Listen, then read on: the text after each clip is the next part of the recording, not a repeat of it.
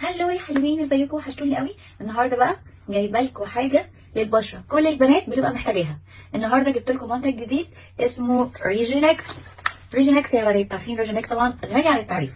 ريجينكس بيستخدم كغسول، كتونر، كمزيل ميك اب، يعني ده 3 في 1. انت مستوعبه؟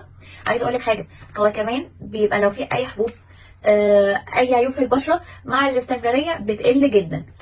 طيب هل ريجينكس عملت لنا الغسول ده بس او اللي هو المزيل الميك اب والتونر؟ لا، بصوا جابت لنا ايه كمان.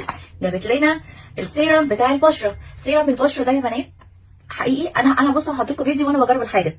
يعني السيرم ذات نفسه بيخلي البشره، الخلايا بتاعت البشره تتجدد، وبيخلي اي تصبغات في البشره تقل، غير طبعا انه بيرطب البشره بتاعتي.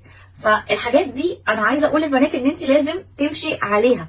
طيب هو في بس كده؟ لا، في حاجه كمان. عملت لكم الاي كريم. الاي كريم ده علشان لو في خطوط تحت العين او لو عندك تصبغات تحت العين، ده مفيد جدا ليكي. بس كده؟ لا لا لا، استنوا ما تزهقوش. جبت لكم بقى كريم للبشره. الكريم غير السيرم يا بنات. الكريم بيعمل ايه؟ الكريم بيقضي على التجاعيد اللي في البشره. يعني ايه؟ يعني في بشرات بتبقى حتى لو انت سنك صغير انت معرضه لده جدا، فانت الكريم ده بيقضي على اي تجاعيد ممكن تظهر او اي حاجه تحصل في البشره.